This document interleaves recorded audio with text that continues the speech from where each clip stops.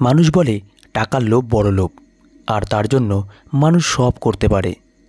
আমি আমার বাবার সারা জীবনের জমানো কোটি টাকা বোনের নামে করা উইলটি পাওয়ার জন্য বাবার মেয়েকেই বিয়ে করার ফন্দি করলাম। তারপর যা ঘটল শুনে আপনি চমকে যাবেন। গল্পটি শেষ পর্যন্ত মন দিয়ে শুনবেন, যা আপনাকে ভাবতে বাধ্য করবে। আমি দীর্ঘ 10 বছর যাবৎ বিদেশ আছি, আর বাড়িতে এসেই দেখি সম্প্রতি সৎ বোনের নামে উইল করেছে আমার বাবা। আমি বাবার উইল অনেকবার পড়েছি, কিন্তু সেটা পড়ে আমার রক্ত টকবক করে ফুটছে। 2 দিন আগে বাবা মারা যাওয়ায় হঠাৎ করে আমাকে লন্ডন থেকে দেশে ফিরতে হয়েছে। বাবার শেষ কৃত্যের পর যখন তার উকিল আমাকে তার উইল দিলেন, আমি সেটা পড়ে রাগে লাল হয়ে গেলাম। আমি লন্ডনে পেট্রোল পাম্পে কাজ করতাম। যা বেতন পেতাম তা থেকে আমার ছোটোখাটো খরচের টাকা রেখে বাকি টাকা দেশে বাবার কাছে পাঠিয়ে দিতাম। সারা জীবনের পুঁজি জমা করে আর গ্রামের কিছু জমি বিক্রি করে আমার বাবা শহরে একটা বাড়ি এবং কিছু দোকান কিনে নেন। গত 10 বছর ধরে আমি টাকা পাঠাচ্ছি।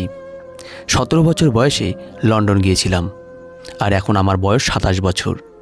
এরকম হঠাৎ বাবার মৃত্যুর খবর শুনে আমাকে তাড়াতাড়ি ফিরে আসতে হয়।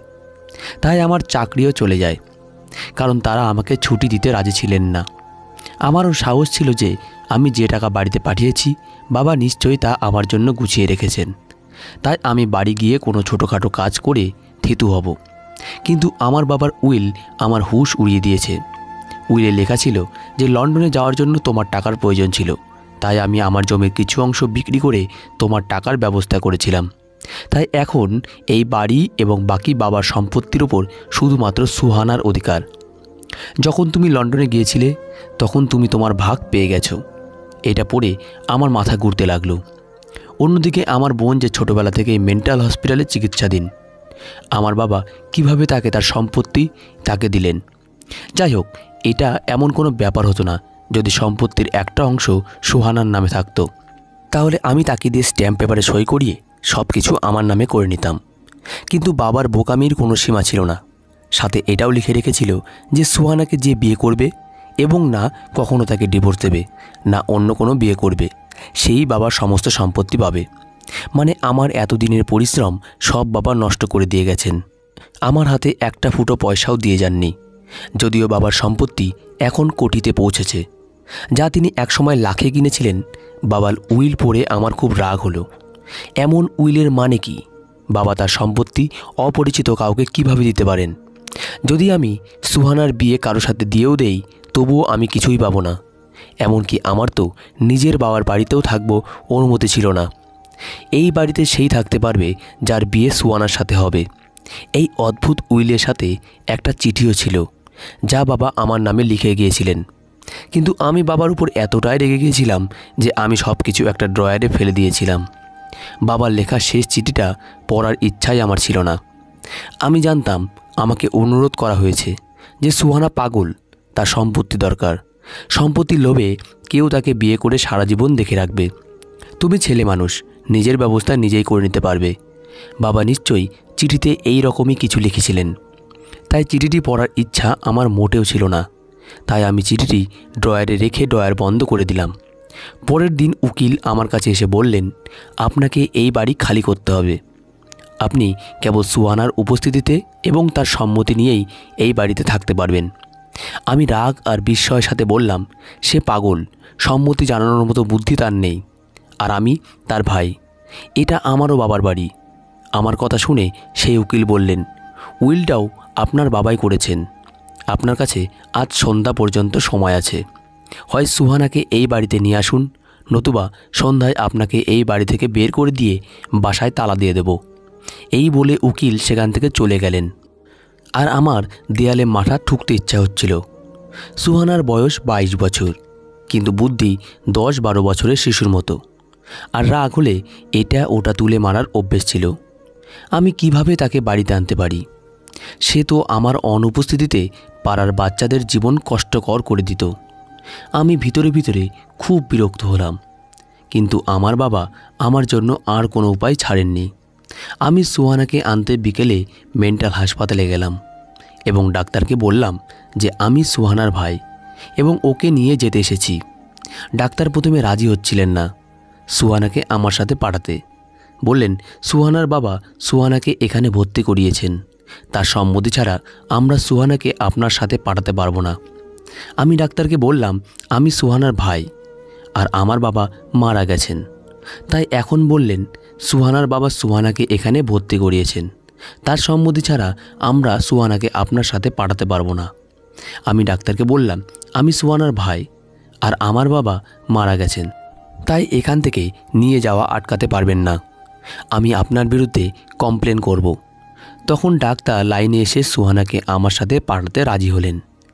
ডাক্তার আমাকে কিছু কাগজপত্রে সই করালেন এবং নাচতে বললেন সুহানাকে নিয়ে আসতে। কিছুক্ষণ পর একটি খুব সুন্দরী মেয়ে তার লম্বা খোলা চুল নিয়ে দাঁড়িয়ে আমার দিকে তাকিয়ে রইল। আমি 10 বছর পর তাকে দেখছি এবং তাকে কোনো অ্যাঙ্গেল থেকে পাগল মনে হচ্ছিল না। একে দেখে কেউ পাগল বলতেই পারবে না এবং এর সৌন্দর্য দেখে চোখ সরাতে ভুলে যাবে।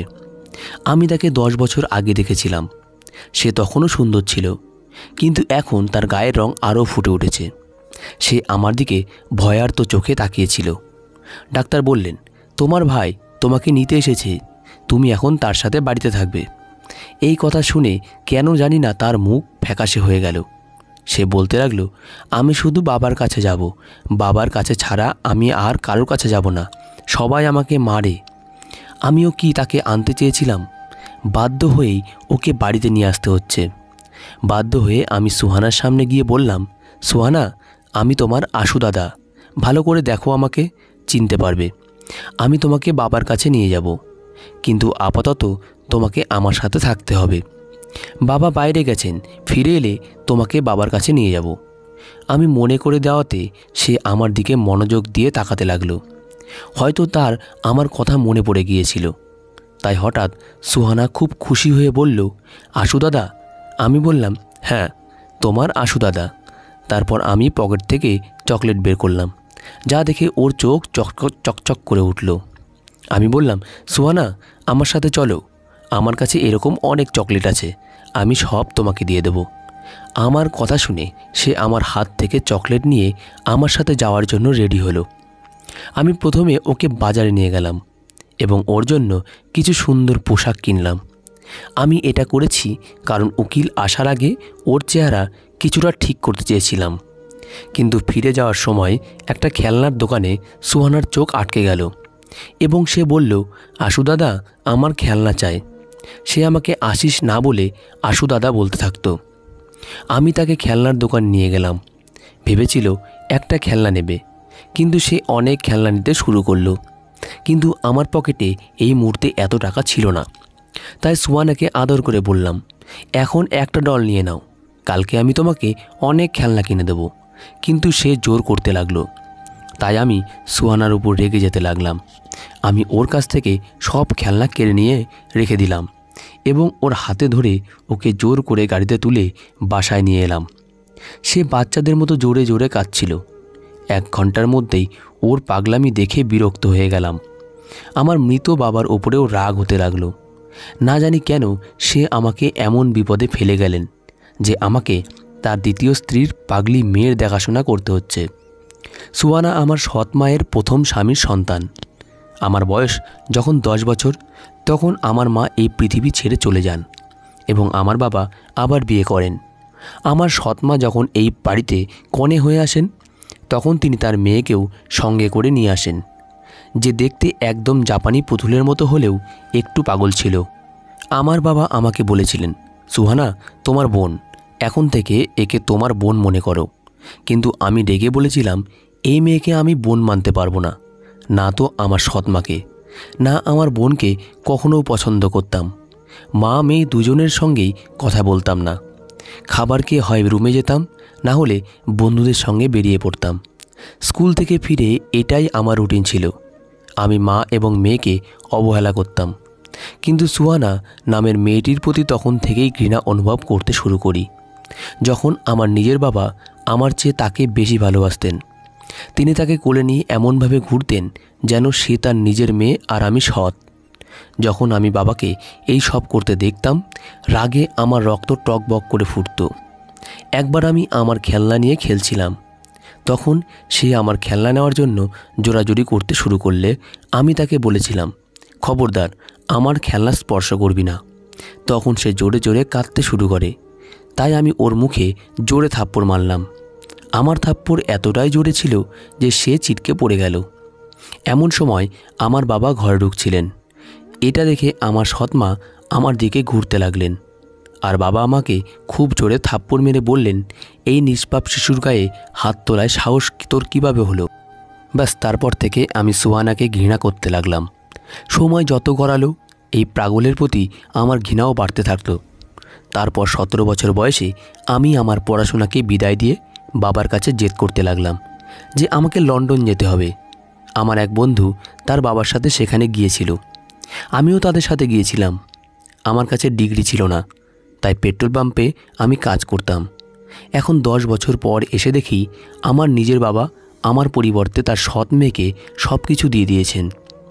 সে এখনও আমার সাথে জেদ করছিল, তাই আমি তার উপর খুব রেগে গেলাম। তাই আমি তার মুখে টেনে চড় মারলাম। কিন্তু এই থাপ্পড়টা যে আমার জন্য এত বড় সমস্যা হয়ে দাঁড়াবে তা আমি জানতাম না। সে জোরে জোরে কাঁদতে লাগলো। বাসায় এসেও তার কান্না থামছিল না। কেন যে আমি তাকে থাপ্পড় মারলাম? সন্ধ্যা হয়ে গেছে, উকিল সাহেব যে কোনো সময় বাসায় পৌঁছে যেতে পারে। এবার আমার রাগ হচ্ছিল যে কেন আমি এই ঝামেলাকে থাপ্পড় মারলাম। আমি সুহানার কাছে এসে বললাম, সুহানা, কালকে আমি তোমাকে অনেক খেলনা এনে দেবো, এখন চুপ করো। কিন্তু সে ছোট বাচ্চার মতোই কাঁদছিল। আশুদা খারাপ, সে আমাকে থাপ্পড় মেরেছে। কাঁদতে কাঁদতে বলল, আমি বাবাকে বলবো, তাকে বাড়িতে আসতে দাও। এই পাগলটা জানেও না যে বাবা মারা গেছে। অনেক কষ্টে আমি ওকে চুপ করালাম। 2-3টা চকলেট খেয়েই সে চুপ করে গেল। তারপর আমার কথায় সে মুখ হাত ধুয়ে কাপড় পাল্টে নিল। চুপ থাকলে ওকে খুব সুন্দর লাগতো, কেউ তাকে দেখে পাগল বলতে পারবে না। কিন্তু ছিল তো সে পাগলই।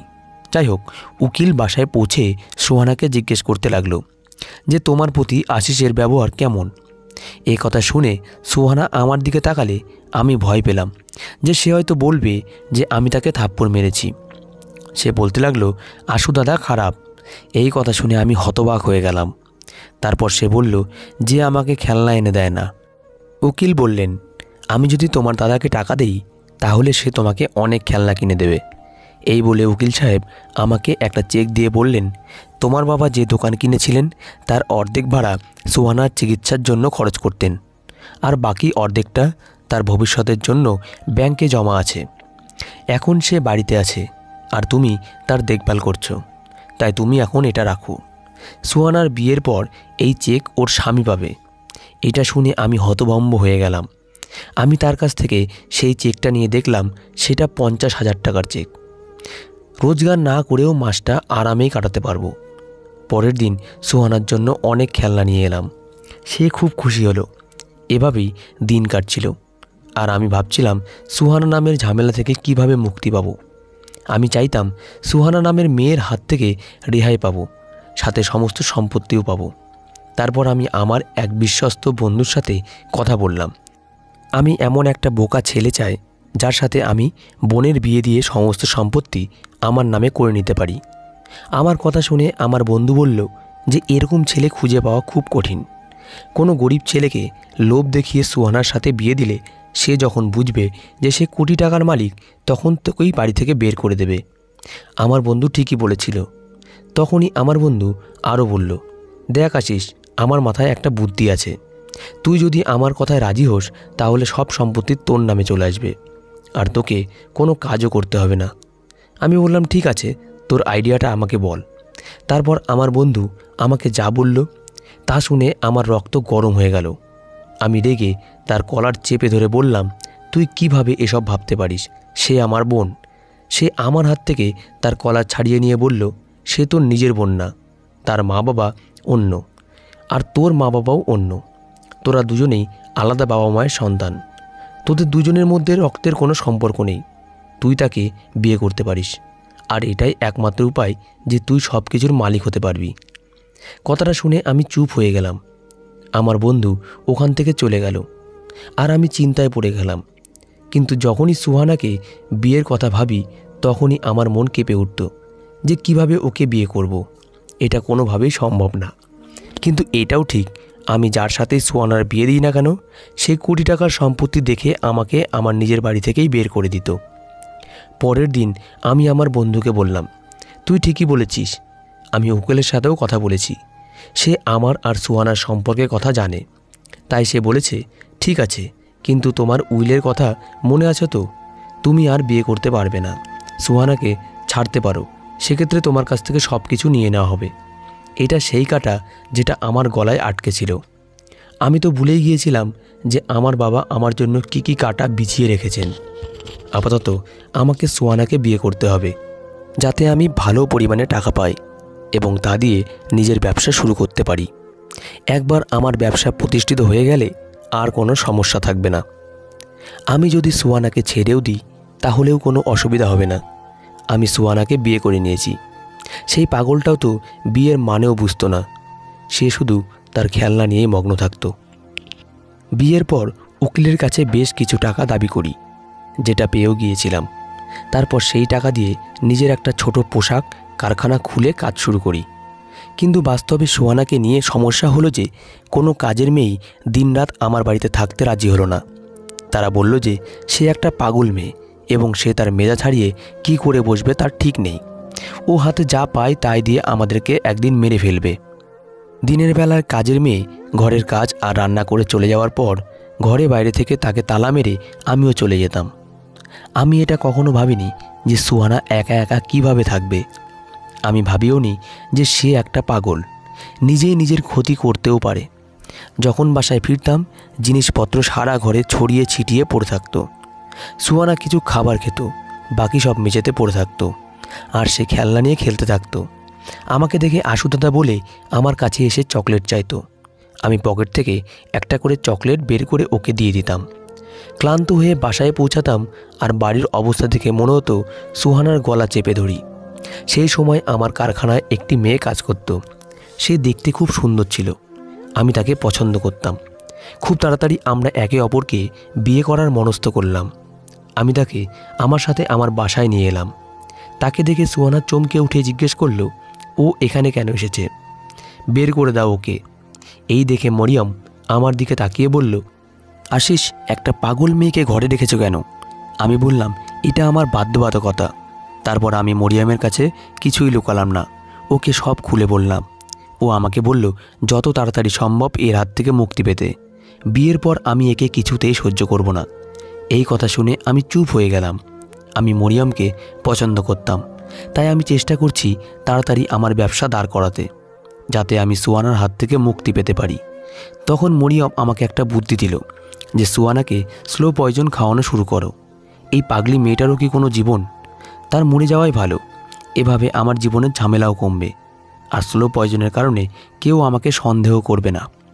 মরিয়মের এই পরামর্শটা আমার ভালো লেগেছে, তাই সুহানার খাবারে ওষুধ মিশিয়ে দিতে লাগলাম।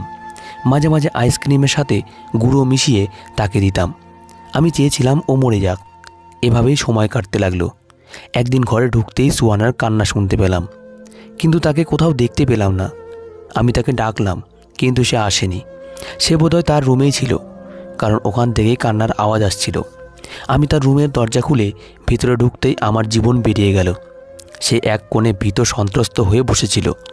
আমি তাকে দেখে লজ্জা পেয়েছিলাম, কারণ তার কাপড় ছেঁড়া ফাটা ছিল আর ঘরের জিনিসপত্র এদিক সেদিক ছড়িয়ে ছিটিয়ে ছিল। তার চুলও ছিল এলোমেলো। তার চেহারা এবং তার অবস্থা দেখে আমার বুঝতে খুব বেশি সময় লাগেনি যে কেউ তার ইজ্জত নষ্ট করেছে। আমাকে দেখে সে ভয় পেয়ে গেল এবং বলতে লাগলো, আমাকে আর মেরো না, আমি বাবাকে বলবো তুমি আমাকে খুব মেরেছ। এই বলে সে কাঁদতে লাগলো। প্রথমবারের মতো ওর এই অবস্থা দেখে আমার খুব খারাপ লাগলো। কেন জানি না মনে হচ্ছিল কেউ আমার হৃদয় চেপে ধরেছে। ওর এই অবস্থার জন্য নিজেকে দোষী মনে হতে লাগলো। বিছানায় পড়ে থাকা চাদরটা তুলে ওর গায়ে জড়িয়ে দিলাম। তারপর আমি এসে ওর কাছে বসলাম। বললাম, আমার অবর্তমানে কেউ এসেছিল সুহানা? কে এসেছিল আমাকে বলো। ব্যাস আমাকে বলো সুহানা, কে সেই লোক যে একজন নিষ্পাপ মেয়ের সাথে এই অপরাধ করেছে? আমি তাকে মেরে ফেলব। ও খুব ভয় পেয়েছিল। মাঝে মাঝে সে না বলে মাথা নাড়ে, আবার কখনো হ্যাঁ বলে। আমি বললাম, বলো, আমি ওকে খুব মারব। তারপর আবার কাঁদতে লাগলো এবং বলল, বাবাকে ডাকো, আমি বাবার কাছে যাব। আমি বললাম, তুমি বলো কে এসেছিল, আমি বাবাকে নিয়ে আসব। ও বাড়িতে একা থাকতো। পাড়ার সবাই এটা জানতো, যেই হোক না কেন সে এই পাড়ারই। সুহানা বলতে লাগলো যে সকালবেলা দুধ নিয়ে আসে যে, সে এসেছিল আশু দাদা। সে আমাকে অনেক মেরেছে। আমার কাপড় দেখো। এই বলে সে তার ছেঁড়া হাতের দিকে তাকিয়ে দেখাতে লাগলো। তার মুখ হাত সব জায়গায় ক্ষত। প্রথমবার তার জন্য আমার করুণা হচ্ছিল। আমি ভালোবেসে তার ক্ষত পরিষ্কার করে সেগুলিতে ওষুধ লাগিয়ে দিয়েছি। সুহানাকে জড়িয়ে ধরেছি। সম্ভবত এই ভালোবাসায় তার দরকার ছিল। আমি ওকে নিরাপত্তার অনুভূতি দিয়েছি। যে ব্যথার মধ্যে দিয়ে ও গেছে, আমার সামান্য ভালোবাসা এবং মনোযোগের কারণে ও কাঁদতে শুরু করে। ও বলল, আশু দাদা, বাবা যখন ছিলেন তখন কেউ আমাকে কিছু বলতো না।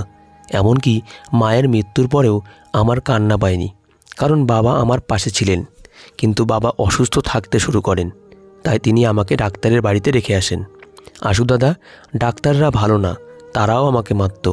যেমন দুধওয়ালা মেরেছে, সেই ডাক্তার আমার 2 হাত পিছনে বেঁধে এবং আমার মুখে কাপড় দিতেন, যাতে আমি চিৎকার করতে না পারি। তারপর আমাকে জড়িয়ে ধরে কাঁদতে থাকে। আমার হৃৎপিণ্ড যেন স্পন্দন করতে ভুলে গেছে। বাবার অসুস্থতার সময় সুহানার দেখাশোনা কে করবে তা কখনো ভাবিনি, কারণ আমি লন্ডনে যাওয়ার পর সুনয়নার মা টিবিতে ভুগছিলেন এবং এতেই তার অবস্থা খারাপ হয়ে গিয়েছিল, আর এতেই তিনি মারা যান। তারপর বাবা সুহানার দেখাশোনা করতেন এবং বাবার শরীর খারাপ হলে তিনি সুহানাকে একটি মানসিক হাসপাতালে ভর্তি করেন, এবং যেখানে তার সাথে অনেক অত্যাচার হয়েছে। আমার মনে পড়ে যে ডাক্তার আমার সাথে সুহানাকে ছাড়তে মোটেও প্রস্তুত ছিলেন না, কারণ সে সুহানাকে নির্যাতন করতেন। সুহানা সারা রাত শুয়ে শুয়ে কাঁদতে থাকে।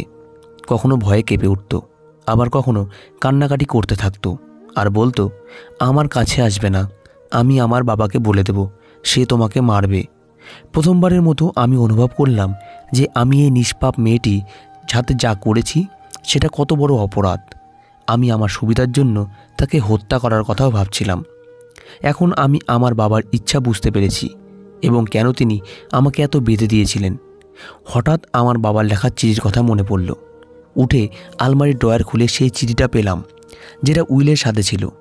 ওটা খুলতেই দেখি আমার বাবা আমার কাছে হাত জোর করে অনুরোধ করেছিলেন যে তুমি সুহানাকে বিয়ে করে ওকে নিরাপত্তা দিও, কারণ আমি তোমার চেয়ে আর কারোর উপর বেশি ভরসা করি না যে সে সুহানাকে আশ্রয় দিতে পারবে। কেউ তাকে সম্পত্তির লোভে হয়তো বিয়ে করবে, কিন্তু সেই মনোযোগ এবং ভালোবাসা দিতে পারবে না যা তুমি দিতে পারবে। সুহানা আমার নিজের মেয়ে নয়, তবে আমি ওকে সবসময় নিজের মেয়ের মতো করে মানুষ করেছি। মৃত্যুর মুখে ওর মাকে কথা দিয়েছিলাম, সুহানাকে কখনো একা ছাড়ব না। আমি যখন অসুস্থ হই তখন সুহানার দেখাশোনা করতে সমস্যায় পড়েছিলাম। আমি একা অসুস্থ মানুষ সুহানার দেখাশোনা করতে পারছিলাম না, তাই আমি তোমাকে বিদেশ থেকে ফিরে আসার জন্য অনেকবার ফোন করি, কিন্তু তুমি প্রতিবার আমার কথার উপেক্ষা করেছো যে আমি ছুটি পাচ্ছি না। আমি তোমার অপেক্ষায় মৃত্যুর দোরগোড়ায় এসে দাঁড়িয়েছি। এই ভরা পৃথিবীতে সুহানার কেউ নেই। মরার আগে যে উইল লিখেছি তা শুনে হয়তো তোমার খারাপ লাগবে, কিন্তু আমার চিঠি পড়ে তুমি আমার উইল বুঝবে। সুহানাকে নিজের করে তাকে রক্ষা করো এবং সারা জীবন তার সাথে থেকো। সুহানা এখনও ছোট, সে তার বয়স অনুযায়ী এখনও ছোট শিশুর মতো আচরণ করে। তবে তুমি বিদেশে নিয়ে গিয়ে একজন ভালো ডাক্তারের পরামর্শ নিয়ে তুমি যদি ওর চিকিৎসা করো তাহলে ও সুস্থ হতে পারে। আমি নিজে তার চিকিৎসা করতাম, কিন্তু আমার জীবন আমাকে এত সময় দেয়নি। হাত জোর করে অনুরোধ করছি, মৃত্যুর মুখে দাঁড়ানো বাবার এই অনুরোধটা মেনো। আমি চিঠিটা পড়ে আবার রেখে দিলাম। সুহানা তখনও ঘুমিয়েছিল, কিন্তু ঘুমের মধ্যেও সে কাঁপছিল। সে কষ্টের মধ্যে দিয়ে যে গেছে তা কম ছিল না। আমি নিজেকে দোষী মনে করছিলাম যে আমার বাবা যখন অসুস্থ ছিলেন তখন সুহানার যত্ন নেওয়ার জন্য তার নিজের কাউকে দরকার ছিল, তাই তিনি আমাকে বারবার ফোন করে আসতে বলতেন। কিন্তু ছুটি না পাওয়ার কারণে তার কথা এড়িয়ে যেতাম। কিন্তু সুহানার সাথে যে এত বড় অপরাধ ঘটবে তা জানতাম না। বাবা বাধ্য হয়ে সুহানাকে মানসিক হাসপাতালে ভর্তি করিয়েছিলেন এবং সেখানেই তার সাথে এমন অপরাধ ঘটেছিল। এসবের জন্য নিজেকে দোষী মনে হচ্ছিল। সময় মতো বাসায় আসলে সুহানার সাথে এসব ঘটতো না। সকালে দুধওয়ালা যখন দুধ দিতে এলো আমি তাকে ভালো করে খাতির যত্ন করেছি। তারপর তাকে পুলিশের হাতে তুলে দিয়েছি।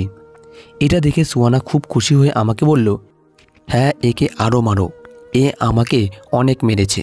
আমিও দুধালাকে মেরে ওর মতোই রক্তাক্ত করে দিয়েছিলাম, যাতে যখন আমি সুহানাকে খাওয়াতে চাইলাম তখন সে বলতে লাগলো, আশু দাদা আজকে কি পাউডার দেবে না? তার এই কথা আমাকে ভেতর থেকে নাড়িয়ে দিল। সুহানার বাচ্চা অবস্থাকে কাজে লাগিয়ে আমি তার খাবারে স্লো পয়জন মিশিয়ে দিতাম, আর তার সামনেই খাবারে সামান্য পাউডার দিয়ে দিতাম, কারণ আমি জানতাম সে পাগল এবং কিছুই বুঝবে না। কিন্তু আজ যখন আমি তার মুখ থেকে এই কথা শুনলাম তখন নিজের দিকে তাকাতে পারছিলাম না। আমি নাতে মাথা নাড়ালাম। সুহানা বলল, তুমি চাও আমি মরে যাই, তাই না? ওর এই কথা শুনে আমি হঠাৎ তার দিকে তাকালাম যে ও কিভাবে জানলো। ও বলল, আমি সবার কাছেই খারাপ, শুধু বাবাই আমাকে পছন্দ করেন। আমি জানি ওই গুঁড়ো খেলে আমি মরে যাব। তোমার বন্ধু সেদিন এটাই তো তোমাকে বলেছিল। আমার আর মরিয়ামের কথা শুনে হয়তো সব বুঝতে পেরে গেছে। সে যদি জানে আমি তার খাবারে বিষ দিচ্ছি তাহলে সে বিষ খাচ্ছিল কেন? ওর সরলতার জন্যই আমার হৃদয় কেঁদে উঠল। তারপর সে আমাকে বলল, আমাকে বিষ খাওয়ায়ও না, তোমার বন্ধুকে তোমার বউ বানাও, আমাকে শুধু আমার বাবার কাছে রেখে আসো, আমি বাবার কাছে যেতে চাই। আমি সুহানাকে কোনো উত্তর দিতে পারলাম না। পরের দিন আমি মরিয়ামকে বলেছিলাম যে আমি তোমাকে বিয়ে করতে পারবো না, এই বলেই ফোনটি বন্ধ করে দিয়েছিলাম। আমাকে এখন সুহানার চিকিৎসা করাতে হবে এবং আমি লক্ষ্য করেছি যে সে একটু মনোযোগ এবং ভালোবাসা পেলে সব কিছু করতে রাজি হয়। আমার একটু মনোযোগে সে আগের চেয়ে অনেক ভালো হয়ে গেছে।